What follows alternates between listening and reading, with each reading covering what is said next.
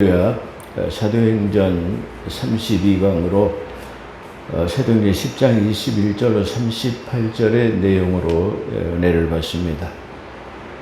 우리 순천포도원교회와 순천포도원TV를 시청해 주시는 동역자 여러분, 성도 여러분을 주 예수 그리스도 이름으로 축복합니다. 먼저 교계 소식을 먼저 잠깐 말씀드린다고 한다면요, 성남 주민교회라고 합니다. 성남에 있는 주민교회인데요, 이해학 목사라고 합니다. 이해학 목사에 대한 것으로 네이버에서 검색해 보니까 은퇴한 원로 목사로 그렇게 나오더라고요. 이해학 목사는 이재명 대통령에게 조국을 특별 사면해 줄 것을 요청했다는 유튜브 소식으로 알게 되었습니다. 근데 조국은 문재인 정권 시절에 민정수석과 그리고 법무장관을 지낸 자로서 정경심과 함께 수많은 입시 비리와 함께 그 입시 유조를 통해 가지고 구속 수감되었습니다. 그는 장관 청문회 때 사회주의를 지향하고 전향할 생각이 없다라는 그런 말을 공공연하게 했으며, 또 한국 사회도 사회주의를 지향해야 할 필요가 있다고 주장하는, 공개적으로 사회주의를 주장하는 그런 사상가로 그렇게 드러났습니다. 그런데도 그는 민정수석과 그리고 법무장관을 지낸 자입니다. 그는 또한 조국혁신당이라는 유성정당을 만들어가지고 학력과 경력 그리고 전과 사실을 전혀 알 수 없는 이 비례대표를 13명이나 배출하는 그 이상한 정당을 배출하기도 한 사람입니다. 근데 중요한 것은 이 은퇴한 목사가 대통령의 고유 권한인 사면을 요청한 것은 목회자로서 할 수 있는 것으로, 할 수 없는 것으로서 사회주의 사상을 가진 좌클릭된 자를 옹호 그리고 동조하는 것은 그 또한 그와 같은 사상을 소유한 자가 아닌가, 그렇게 의심하는 것으로, 이런 자가 교회의 감독자로서 교회를 이끌어 왔다고 생각하니까 참으로 안타까운 현실이 그렇게 아닌가, 그렇게 한번 생각해 봅니다. 그뿐만이 아니죠. 우리나라에서 그래도 꽤 존경받는 김준옥 목사 같은 분도요, 루터 종교개혁 501주년을 축하한다든가 그런 얘기를 하더라고요. 우리는 루터의 종교개혁과는 가톨릭의 부패한 것을 자기들끼리 개혁하고 거기서 떨어져 나온 프로테스탄트라고 그러죠. 그래서 만든 루터 교회하고는 아무 상관이 없는 기독교입니다. 기독교는 아무 상관이 없는, 가톨릭과는 아무 상관이 없고 종교개혁과는 아무것도 상관이 없는 그런 종교입니다. 그런데 존경받는 원로 목사들이라는 사람들이 가톨릭에 대해서, 이 종교 개혁에 대해서 말하는 것, 우리 한국 기독교에서 그 종교 개혁 기념일을 지내는 것은 정말로 참으로 우스꽝스러운 일이다. 그들은 저들만의 어떤 축제일이지, 저들만의 어떤 기념일이지 우리하고는 아무 상관이 없다라는 것을 우리 기독교인들은, 그리스도인들은, 한국 교회들은 알아야 할 것입니다. 그럼에도 불구하고 또한 우리나라의 초대형 교회라고 말할 수 있는 명성교회 원로 목사인 김사만 목사도 로마 가톨릭 교황은 한국 교회를 돌봐주고 있는 그런 위대한 지도자라는 그런 아주 허무맹랑한 어불성설과 같은 그런 얘기를 하고 있습니다. 참, 그런 사람들이 우리 한국 교회의 원로 목사로 대형 교회를 이끌어 왔다라고, 우리가 한국 교회를 주도하는 그 원로 목사라는 것에 대해서 참으로 참 안타깝고 어떤 우리가 참 어떻게 보면 참 부끄러움을 느낄 수밖에 없는 그러한 상황이 아닌가 그렇게 생각을 한번 해봅니다. 가톨릭은요, 우리 기독교를 가장 모방하는 최고의 가짜 중에 가짜가 가톨릭입니다. 가톨릭은 우리 기독교 정서하고는 정반대로 나가는 이 종교가 사실 가장 비슷한 것 같지만 가장 가짜가 가톨릭이라는 사실을 여러분들은 기억해야 합니다. 또 어떤 사람들은 어떤 목회자들도 그래요. 가톨릭이 큰 집이고 우리 기독교는 작은 집이다라고 생각하는 그런 우스꽝스러운 생각을 한번 해볼 수 있는데요. 가톨릭은 AD 318년인가요? 로마 콘스탄틴 대제가 우리 기독교의 우월성을 인정해가지고 자기네 종교로 받아들인 AD 318년에 파생된 우리 기독교를 자기네 종교로 받아들여서 자기가 믿고 있던 신들과 이게 믹스해버리는 그야말로 짬뽕 종교가 저 가톨릭이에요. 그렇기 때문에 그들이 우리 것을 이게 본받아서 받아들여가지고 그것도 올바르게 순수하게 받아들였으면 좋지만 그들이 그들이 섬기는 건 아니죠. 그들 입장에서 보면 다곤과 바알을 섬기는 데다가 우리 기독교를 받아들여가지고 믹스한 종교가 돼버리는 그 가톨릭하고는 우리하고는 아무 상관이 없습니다.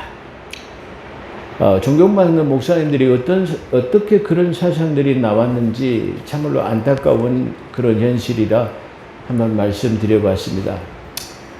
서두에 이런 말씀을 드리는 것은 그래도 우리가 알 것은 좀 알고 영적으로 좀 분별할 수 있는 것들은 분별해야 된다는 생각에서 물론 제 동영상이 얼마나 파급 효과가 있겠습니까만은 그래도 제 동영상을 듣는 분만큼이라도 좀 제대로 알았으면 좋겠다라는 그런 뜻에서 말씀드리는 것이니까 은혜로 받아들였으면 좋겠습니다. 자, 본문으로 은혜 받습니다. 베드로가 바닷가 시몬 피장의 집에 유숙하던 중에 고넬료가 보낸 사람들이 왔습니다. 그래서 먼 거리를 왔으니까 하루쯤 쉬어가자 이렇게 해서 그들과 함께 유숙하고 그 이튿날 그들과 함께 요빠에서 어떤 형제들, 요빠에서 온 어떤 형제들과 여기서 요빠에서 온 어떤 형제들이라는 말은 그 도루가가 요빠에서 도루가가 죽게 되었어요. 다 죽게 된 것보다는 거의 죽었어요. 그래가지고 염을 해놓은 상태였어요. 그랬는데 베드로가 그걸 살려냈어요. 그런데 아마 이 기적을 보고 베드로를 따라온 사람들이 아닌가, 어떻게 보면 표적을 따라온 사람들이 아닌가 이렇게도 한번 생각해 볼 수 있어요. 근데 우리가 지금 이 사도행전을 통해서 우리가 공부하고자 하는 것, 그리고 알고자 하는 핵심 팩트라고 할까요? 그건 이 두 가지 것이 있다고 볼 수가 있는데요. 이 도루가를 하나님께서 죽어가는 도루가를 고쳐주신 이유는 바로 하나님께서 도루가의 구제와 선행이 하나님께 상달되었다는 것입니다. 두 번째도 역시 오늘 이방의 문을 여는 최초의 사람을 누구를 선택하셨느냐라고 한다면 고넬료라고 하는 로마의 백부장을 통해 가지고 이방의 문을 열기로 계획하셨다라는 거예요. 근데 왜 하나님께서 저 이방인 로마 사람인 고넬료에게 최초의 이방의 문을 여셨는가라고 한다면 그는 하나님께 구제와 정해진 시간에 하나님을 경외하고 구제와 하나님을 경외하는 것이 하나님께 상달되었다고 하는 거예요. 우리가 이걸 통해서 볼 수 있는 것은 하나님께 제일 빨리 상달될 수 있는 기도가 뭐냐, 누구의 기도가 제일 먼저 상달될 수 있냐라는 것을 우리가 볼 수 있는데 그건 바로 도루가처럼 구제와 선행이, 그리고 여기서 이 고넬료와 같이 구제와 선행이 하나님 앞에 하나님을 경외심이 하나님의 보좌를 움직이게 했다. 그걸 말할 수 있어요. 그렇기 때문에 우리가 보편적으로 알고 있는 하나님에 대한 기도, 뭐 기도 시간을 많이 하고 뭐 금식을 해야 되고 뭐 물론 이런 것도 좋습니다. 그렇지만 정말로 하나님이 기뻐하시는 기도는 뭐냐 그러면은 구제와 선행을 통해 가지고 하나님이 그걸 기뻐 받으신다라는 걸 우리가 기억해야 돼요. 교회 와서 헌신하고 11조를 많이 하고 뭐 전도, 물론 전도해야 되는 건 당연한 것입니다. 그렇지만 그 위에 교회의 본질인 전도와 구제와 선행과 착한 행실을 통해 가지고 하나님께 영광을 돌린다고 한다면 그건 아마 금상첨화와 같은 것이 아닌가 그렇게 생각해 볼 수 있어요. 그렇기 때문에 전도라는 것은 교회의 본질이기도 하지만 그 전도 위에 또 우리가 중요한 것은 전도된 사람을 하나님의 사람으로 양육 교육한다라는 것입니다.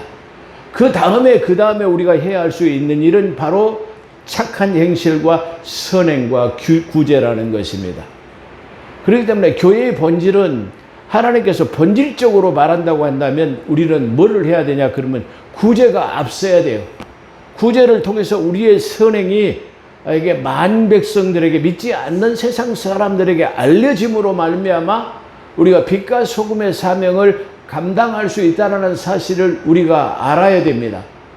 그래서 제가 서두에 말한 것처럼 우리가 이 사도행전을 통해 가지고 우리의 신앙과 믿음, 교회의 본질 이런 것들을 우리가 확고히 공고히 해서 우리의 신앙과 믿음이 더 일가일층, 가일층 더 상승되기를 원하는 그런 측면이다. 그렇게 지금 말하고 우리가 이 사도행전을 읽어간다고 한다면 그리고 이 설교를 듣는다고 한다면 더 훨씬 큰 은혜가 될 것이다. 그렇게 생각해 볼 수 있습니다. 여러분은 사시면서 교회의 헌신도 중요하지만 이 어두움에 손을 내밀어주고 내 주변에 살고 있는 이웃들에게 바로 구제와 선행을 통해 가지고 착한 행실을 통해서 하나님께 영광을 돌리신가요? 사도 바울과 바나바도 역시 마찬가지입니다. 그들도 에베소라고 하는 곳 그리고 그 안디옥 교회에서 머물 때 그들이 하나님의 말씀을 가르치고 거기에서 1년 이상을 머물렀을 때 그들의 선행과 착한 행실을 통해서 그때야 비로소 그들을 그리스도인이라 칭했다라고 말해요. 그리스도인이라는 말은 다른 말로 한다면 쉽게 표현한다고 한다면 우리가 누구예요? 하나님 닮은 사람, 하나님의 제자, 하나님의 자녀들이라는 그런 의미예요. 똑같은 기름 부음 받은 자라는 그런 뜻이에요. 그렇다고 한다면 진정한 하나님의 자녀는 어떤 사람이냐? 당신은 진정한 그리스도인이라는 칭호를 받을 때예요. 그렇다고 한다면 우리가 세속적인 사람들로부터 당신이야말로 진정한 크리스찬, 그리스도인이라는 칭호를 들을 수 있는 것은 뭐냐면은 우리의 착한 행실과 구제와 선행을 통해서 우리가 그리스도인이라는 칭호를 얻을 수 있다는 사실을 우리는 기억해야 할 것입니다. 자, 그렇기 때문에 요바에서 오는 형제들과 함께 그리고 다시 말 고넬료 집에 들어가게 됐죠. 그래서 바닷가 시몬의 집에서 이틀 거리인 가이사랴 집으로 도착한 베드로는 고넬료의 친척과 친구들이 다 지금 모여 있어요. 그 모인 집에 도착하게 되었습니다. 그런데 여기서 가이사라는 말은 가이사라는 것은 어떤 것이냐면 어떤 지방이냐 그러면 헤롯 대왕이 이스라엘의 헤롯 대왕이 기원전 비포 크라이스트 기원전 22년과 기원전 10년 사이에 건설한 도시예요. 근데 그렇게 건설된 이 도시는 로마 황제 가이우스 율리우스 카이사르라는 이름을 따서 바로 가이사라 그렇게 이름을 붙였어요. 그렇기 때문에 이 가이사라는 정치와 문화, 경제 그리고 정교적으로 그런 중심지였고 로마 총독의 간저가 있는 곳이기도 하고 또한 로마의 군사 요충 지역이기도 한 곳이에요. 그러니까 군사가 주둔하고 있는 기지다 그런 말이에요. 그러니까 쉽게 표현한다면 우리가 평택에가 우리 미군 기지가, 미8군 기지가 그 수만 명이 거기가 뭐 몇만 명이 주들에 있죠. 그런 것처럼 로마의 군단이 지금 이 가이사랴에 주둔하고 있고 총통 간저가 있는 곳이기 때문에 로마인들이 집중적으로 이 기거하고 있는 곳이 가이사랴다. 그렇기 때문에 이방인에게 지금 문을 열 수 있는 아주 가장 좋은 지금 환경을 가지고 있다. 그렇기 때문에 그 어떤 사람을 통해 가지고 이방의 문을 여느냐라는 것은 당연히 지금 고넬료 같은 사람, 구제와 선행과 하나님을 경외하고 그의 의가 돋보이는 그런 사람을 통해서 이방의 문을 여는 것이 좋다. 이는 또한 로마의 백부장이기 때문에 그가 만약에 하나님을 영접한다고 한다면 그의 동료들과 로마 사람들에게 지대한 영향력을 미칠 수 있을 것이라고 하는 하나님의 계획이 그 안에 포함되어 있을 것이다. 그런 측면에서 지금 고넬료가 선택된 것은 아주 중요한 의미를 가지고 있고, 또한 이것이 사도행전 10장이라고 하는 열방을 표시하는 숫자에 다시 말하면 이방의 문을 열고 있다. 다시 말하면 창세기 10장에도 열방의 분포가 잘 기록되어 있는 것처럼 바로 중요한 그런 의미를 가지고 있다. 그렇게 볼 수 있어요. 그런 측면에서 천국 열쇠를 가진, 다시 말하면 교회의 문을 여는 열쇠를 가지고 있는 베드로가 고넬료의 집을 향한 발걸음은 이방의 문을 열기 위한 하나님의 계획이 충분하게 충족됐기 때문에 하나님께서 이 베드로에게 환상 중에 유대인들이 먹지 못하는 부종한 고기를 하늘로 보자기를 내려 보여가지고 잡아 먹으라 말이야. 이렇게 말씀하신 것은 바로 이방인들에게 복음을 전한다라는 그런 뜻을 나중에 사도 바울이 그걸 깨달았다라고 지금 이게 증거하는 장면이 나오게 되는 것도 바로 그러한 측면이다. 그렇게 볼 수 있을 것입니다. 그렇기 때문에 이게 이방의 문을 열기 위한 하나님의 충분한 계획이 지금 그 속에 들어있다. 그렇게 볼 수 있어요. 그렇다고 한다면 역시 우리도 지금 하나님의 계획을 다시 말하면 수행하기 위한 충분한 준비 자세가 되어 있는가? 충분한 조건을 충족하고 있는가를 우리가 생각해 봐요. 하나님 어떤 사람을 들어서 자기의 사역자로 부름을 받으신가? 그런 걸 생각해 볼 때 전부 다 그런 사람이에요. 다시 말하면 구제와 선행을 일삼는 사람을 다시 말하면 하나님께서는 자기의 사역자로 삼으신다. 그런 것을 우리가 볼 수 있는 그런 장면이다. 그렇게 볼 수 있어요. 그래서 베드로를 본 고넬료는 발 앞에 엎드려서 베드로 앞에 엎드려가지고 절을 하니까 베드로가 한급히 일어나가지고 이렇게 서면서 나도 사람이다라는 말은 나는 신이 아니야. 나는 경배받을 수 있는 사람이 아니야 라고 하는 거예요. 근데 오늘날은 이 교회가 이게 창대해지고 너무나 초대형이 되어버리면 목사가 마치 신격화되어 버리는 그 자리가 되어버려요. 목회자는 수시로 만나가지고 기도하고 상담하고 우리의 진로와 우리의 신앙의 문제들을 상담할 수 있는 그런 양떼들을 돌보는 목회자가 되어야 되는데, 오늘날은 이 수많은 성도가 있기 때문에 담임 목사라고 원래 목사를 한번 만나려고 한다면 하나님 만나기보다 더 힘든 그런 과정을 거쳐야만이 담임 목사를 만날 수 있어요. 담임 구역장을 통해 가지고 또 교구 목사를 통해 가지고 부목사를 통해 가지고 담임 목사를 통해 가지고 몇 단계를 거쳐야만이 만날 수 있는, 그야말로 저 구정궁궐에 있는 이재명 만나기보다 더 힘든 그런 상황이 되어버렸기 때문에 오늘은 다시 말하면 이와 같이 다시 말하면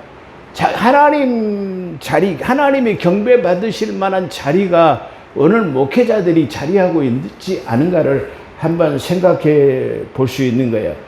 그렇기 때문에 고넬료가 지금 한급하게 하나님의 제자 중에서도 수제자라고 말할 수 있는 이분에게, 그리고 자기에게 한상을 보여가지고 저 시몬 바닷가 피장의 집에 있는 그를 불러다가 너는 그의 말을 들으라고 하는 천사의 현현을 통해서 고지받았기 때문에 이가 얼마나 존귀한 자라는 것을 아마 생각했을 거예요. 그렇기 때문에 지금 베드로가 오자마자 그는 베드로에게 경배하자 베드로가 나는 사람이다. 내가 사람이로 나는 경배받을 수가 없다라고 말하는 거예요.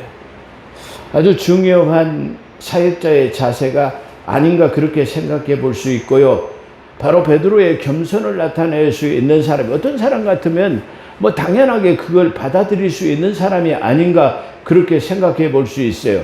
바울과 실라가 이 복음을 전하다 할 때 너무나 이게 설교를 잘하고 신비로운 것을 말하니까, 저들이 섬기는 스스와 허메가 강림했다라고 하고 베드로에게 경배하자 베드로는 옷을 찢고 나는 아니다 라고 했던 장면을 우리가 볼 수 있어요.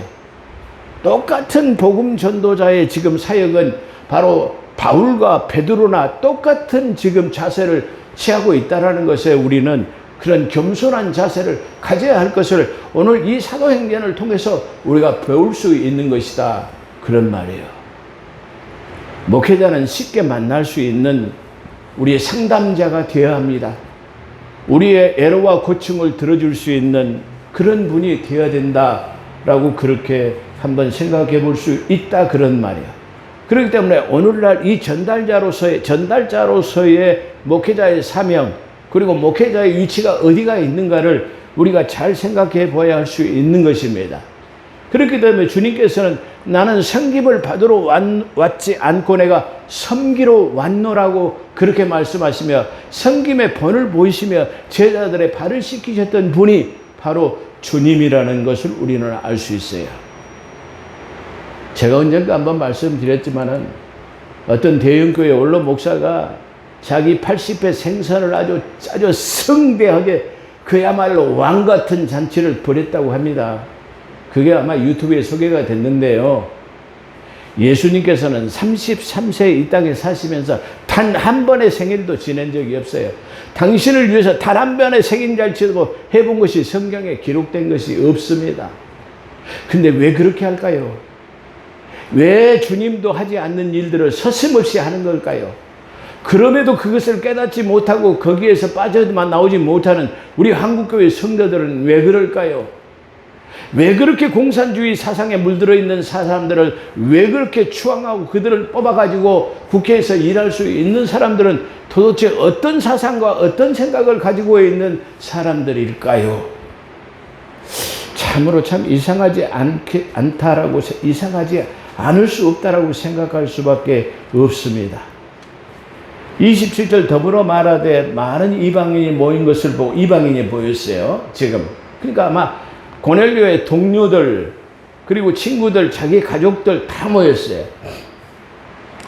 그 이방인들이 모인 것을 보고 유대인으로서 이방인과 교제를 율법으로 금지된 것이지만 이거 금지해서 안 된단 말이야.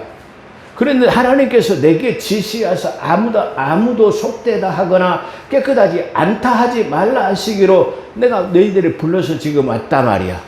원래 율법으로 금지된 건데 내가 환상 중에 말이야, 저 바닷가 시몬 피장의 집에서 점심 식사하는 동안에 옥상에 올라가서 기도했는데 하늘로서 보자기가 딱 내려오더니 잡아 먹으라 해가지고 말이야, 내가 깨끗하다고 하는데 네가 왜 안 잡아 먹으려고 하느냐, 이거 3번 이렇게 말하시기 때문에 내가 이거 이방인들이 먹는 것인데 라고 하는 것을 지금 말하기 때문에 하나님의 무슨 뜻인가를 내가 알기 위해서 지금 부름받아서 왔다, 그런 말이야. 이 유대인들이 이방인과 교제하면 욕을 먹습니다. 또 이방인들과 같이 교제를 하면요, 사마리아 사람들이 유대인들이 오면은 먼 발치에서 돌을 던집니다. 너희들은 우리와 상종하지 않는 사람들이 왜 우리 앞에 오느냐 말이야. 이렇게 지금 하는 그런 모습을 우리가 성경 속에서도 볼 수 있습니다. 그런 것처럼 이방인과의 교제는 극히 지금 어려운 상황인데 이걸 지금 하나님께서 속되다 하지 않으셨기 때문에 지금 내가 왔단 말이야. 그래서 무슨 일로 나를 불렀느냐 그렇게 묻자 고넬료가 이르되 내가 4일 전에, 지금 아마 지금 베드로와 기도하는 시간, 베드로는 지금 낮 점심시간이라고 하는 것이 6시에 기도했지만 고넬료는 9시에 지금 기도했어요. 9시 기도 시간은 오후 3시를 말하는데 이 오후 3시는 아마 유대인들이 정해진 규례의 시간, 오후 3시는 누구나 다 이게 기도 시간으로 정해진 그 시간인 것 같아요. 근데 지금 이 고넬료 역시 유대인의 정해진 이 규례를 따르고 정해진 시간에 하나님 앞에 기도했다라는 것이 아주 중요한 장면이기도 합니다. 그래서 4일 전에 내가 제9시 기도 시간에 기도하는데 갑자기 한 사람이 빛난 옷을 입고 천사를 말하는 거죠. 천사의 현원을 말하는데 이 천사가 어떤 청년이 찬란한 옷을 입고 빛난 옷을 입고 내게 와가지고 그렇게 말하더니 고넬료야, 하나님이 내 기도를 들으시고 내 구제를 기억하셨다. 아까 제가 서두에 말씀하신 것처럼 이게 기억하셨다라는 말은 하나님이 그걸 돌보실 계획을 갖고 계셨다라는 걸 말해요. 고넬료를 기억하시고 도르가를 기억하시고 할렐루야. 다시 말하면 한나의 기도를 갖다가 기억하시고 그랬어요.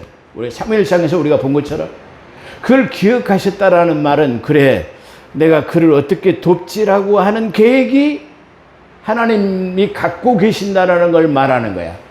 그의 계획이 지금 도르가를 살려내는 것으로 나타났고 그의 계획이 이방인의 문을 여는 것으로 나타났고 바로 이게 한나의 필요한 것을 바로 자녀를 잉태하는 것으로 바로 사무엘을 잉태케 하는 것으로 나타나는 것처럼 기억하신다라는 말은 하나님이 어떻게 돌보실까라고 하는 계획을 갖고 계셨다라는 것을 우리는 성경을 통해서 충분하게 알 수 있는 그런 대목입니다. 그래서 기도의 상달과 기억하심은 반드시 돌보심을 나타내는 말일 수도 있습니다. 요바에서 시몬 회장을 집에서 유숙하는 베드로를 청하라 그렇게 하시기로 내가 사람을 보기 위해서 오시게 한 것은 바로 이 천사가 나에게 그렇게 지시하셨기 때문에 내가 지금 당신을 모셔온 것입니다. 이렇게 말합니다.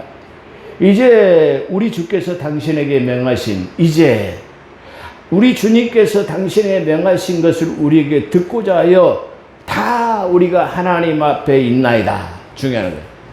지금 누구 앞에 있어요? 베드로 앞에 있잖아요. 근데 지금 이 고넬료의 고백은 뭐라고 하냐면 지금 우리가 지금 하나님 앞에 있나이다. 그런 말이에요.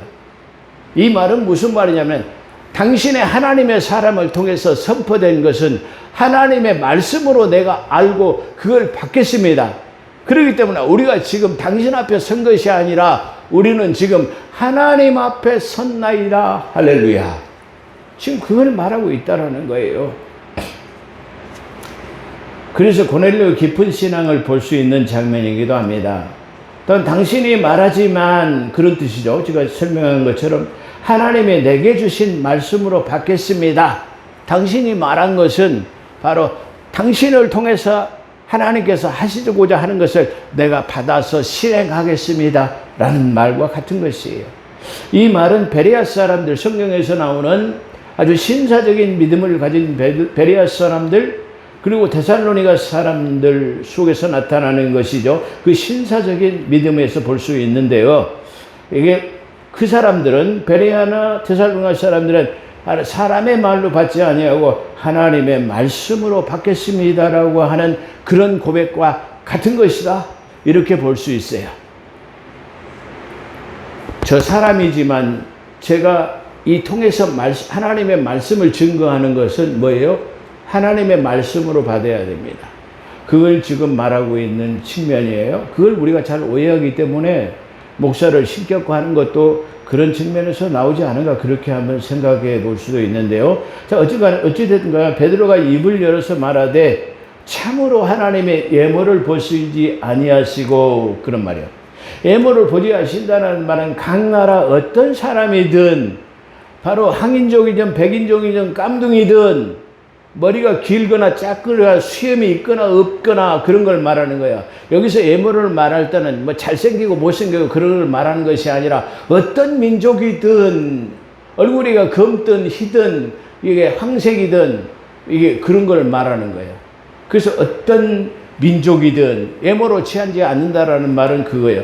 예물로 취하지 아니하신 하나님은 하나님을 경외하고 의를 행하는 사람들은 어떤 사람이라도 어떤 이방인이라도 다 그걸 받으시는데 우리가 그걸 경계하고 이방인들을 터부시 해왔다라는 것을 내가 이제야 깨달았노라. 그걸 지금 어떻게 하나님께서 지금 내가 옥상에서 기도할 때 보자기를 통해 가지고 이방인들이, 이게 유대인들이 먹지 못하는 이방인들이 먹는 부정한 것들을 먹어버리라는 뜻이 바로 이런 것들을 말씀하고 있었구나라는 것을 지금 말하고 있다, 그렇게 말합니다.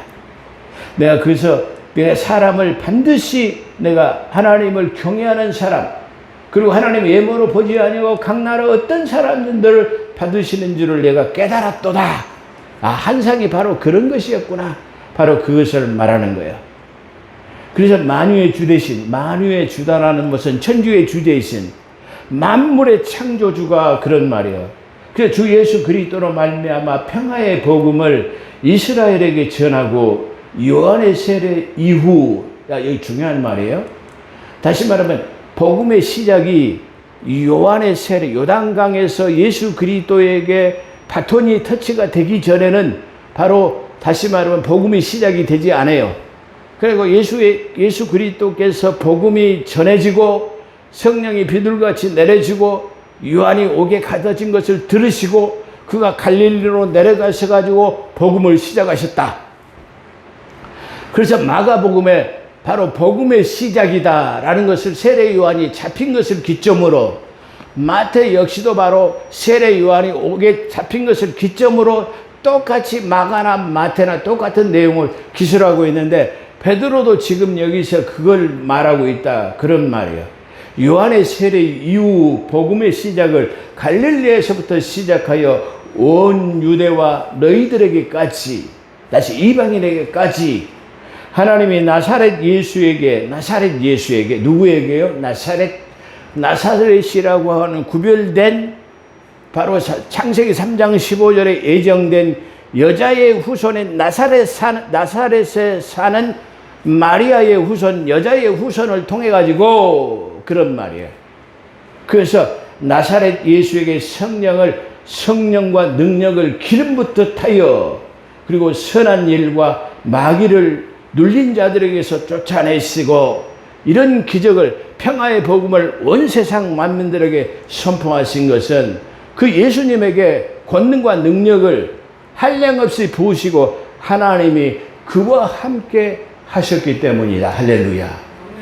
그런 것처럼 나와 여러분이 권능의 하나님, 성령의 기름을 기름 붓듯 하시는, 능력을 기름 붓게 하시는 그런 하나님의 동행하심이 오늘 마지막 시대를 사는 나와 여러분에게 충만하게 깃들기시를 주의 이름으로 축원합니다. 기도하겠습니다. 고맙고 감사하신 하나님, 오늘도 저희들을 불러 모아주시고 하나님의 의도와 생각을 드러내게 하신 하나님께 영광을 돌려드립니다. 오늘 하나님의 자녀다운 삶을 살 수 있는 것은 우리의 선행과 착한 행실, 구제를 통해서 하나님을 영광을 돌린다는 사실을 우리가 깨달았습니다. 그러므로 하나님의 자녀된 도리로서 모든 우리 한국교회와 구제와 선행, 그리고 착한 행실을 통해서 하나님께 영광을 돌리는 교회와 그리스도인들이 다 될 수 있도록 우리에게 충만한 은혜를 내려주시고, 이 하나님 동영상 설교를 통해서 깨닫는 역사로 하나님께 돌아오는 하나님 귀한 은혜의 역사가 있어지게 도와주시옵소서. 감사하며 우리 구주 예수 그리스도 이름으로 감사기도 드리옵나이다. 아멘.